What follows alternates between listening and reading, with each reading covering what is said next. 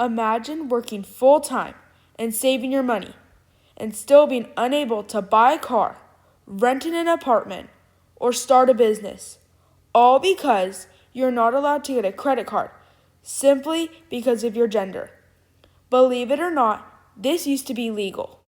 The Equal Credit Opportunity Act was signed on October 28, 1974, to prevent discrimination based on sex and marital status, because women previously needed a male cosigner for a loan, credit card, or mortgage. Credit determines who can buy a home and start businesses. The Equal Credit Opportunity Act was a financial revolution that ended financial dependence based on gender. It promoted fairness, prevented discrimination, and provided transparency. The ECOA was met with praise from women and civil rights activists, but resistance from financial institutions. Eventually, the act was reformed in March of 1976 to prohibit discrimination against race, color, religion, national origin, age, receipt of public assistance, and exercise of Consumer Credit Protection Act rights.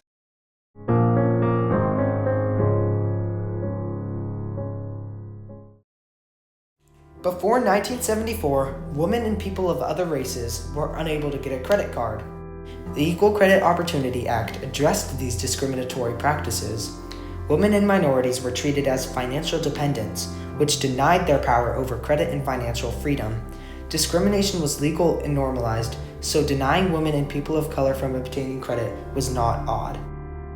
Women were often not allowed to apply for credit on their own and needed a husband or father to co-sign. This meant that women could not build their own credit history. Additionally, after getting married, women would often lose credit that was in their own name. It was also common for women to be denied loans simply because they were pregnant. Likewise, discriminatory practices like redlining meant that banks and lenders would refuse credit and insurance to racial and ethnic minorities. Neighborhoods that were highly populated with these minorities were often marked in red on maps and labeled high risk. This made it exponentially harder for families in these neighborhoods to build businesses and wealth and buy homes. In 1964, the Civil Rights Act was passed. This act motivated women to fight for their own rights. It showed how discrimination was not right, yet banks still seemed untouched by these reforms. As credit became more important for buying houses, cars, and education, women couldn't independently own credit. Linda Hall Cornish said, "I was denied because my husband needed to be with me." Women's rights groups started calling out unfair lending practices.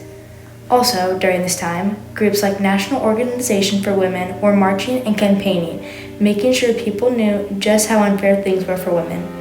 Eventually, Senator William Brock from Tennessee stepped up after years of women facing unfair treatment and proposed the ECOA.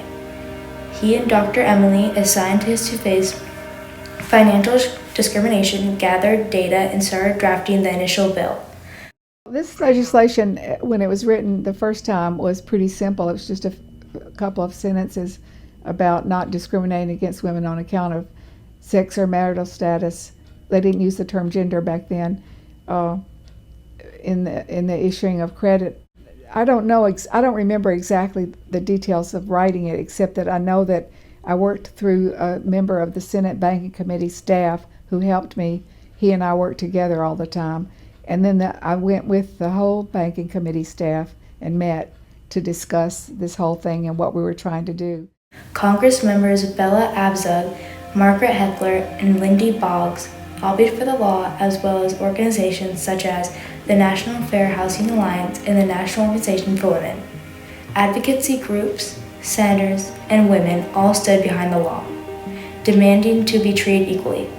All these forces pushed Congress to consider a new law, the Equal Credit Opportunity Act.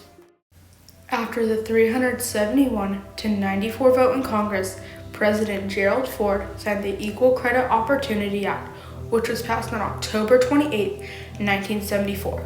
This act specifically prohibited discrimination in credit based on sex and marital status. This act was revolutionary because it redefined fairness in lending, forced banks to justify their decisions, and challenged long-standing gender norms. For the first time, financial power no longer belongs solely to men. One person said, I still remember when my mom finally could sign for her own card and have her own name on it. This was a huge deal back in the 70s. Before the act was passed, creditors could deny credit to anybody for no reason. Now, if a creditor were to deny someone credit, they had to provide a detailed explanation on why they did not give them credit. However, not all people embrace this change. While civil rights and women's rights activists praised this act as a victory, some financial institutions disagreed. For many women, this was long-awaited recognition of financial independence and economic equality. Many activists pushed for strong enforcement of this law. Rather than ending activism, the law made advocates call for accountability and enforcement. In contrast, some financial institutions viewed the act as federal intrusion. They feared lawsuits and loss of unchecked banking power. This new act challenged their long-standing business practices. Although the act was met with resistance at first, the act was later accepted. Continued activism and resistance showed the law wasn't perfect, so it was later reformed. In March of 1976, the ECOA added Regulation B. Regulation B prohibited discrimination against race, color, religion, national origin, age, receipt of public assistance, and exercise of Consumer Credit Protection Act rights. The Equal Credit Opportunity Act shows how a revolution sparks a reaction and how it leads to a reform. The Equal Credit Opportunity Act showed that women can make their own decisions independently. The ECOA also provided transparency when asking for credit. From now on, banks couldn't deny credit without justifying their decisions. The new requirement forced banks to change their business practices. Additionally, due to the fact that women could not build credit and buy homes, it made it difficult for them to leave unhealthy and unhappy marriages.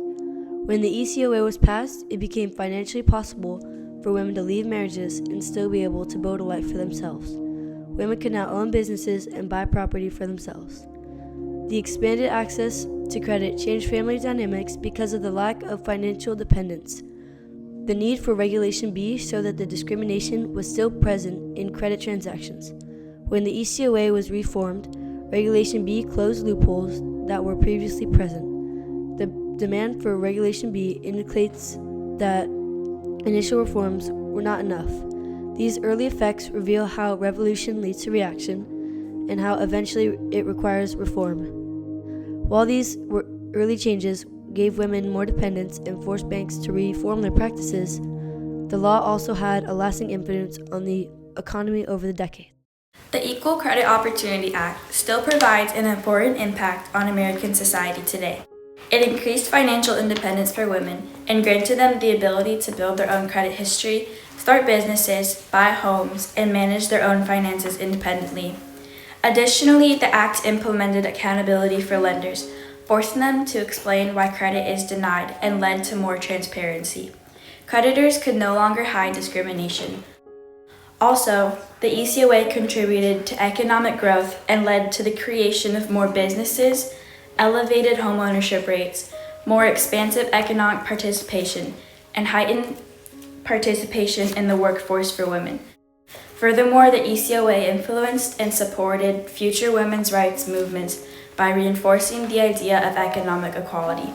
The ECOA provided a lasting importance on women's rights by giving them increased financial independence and also discouraged discrimination to the minorities. The Equal Credit Opportunity Act changed America's financial system and left a lasting effect on American society. When the act was signed on October 28, 1974, this new revolutionary law allowed women to get a loan, credit card, and mortgage independently. Although civil and women's rights groups praised the law, creditors' reactions were negative. Many creditors resisted the law and did not fully enforce it at first. Later, in 1976, the ECOA was reformed and Regulation B was added. While women could get credit, leave unhappy marriages, and start businesses now, the act also reinforced women's rights and contributed to economic growth.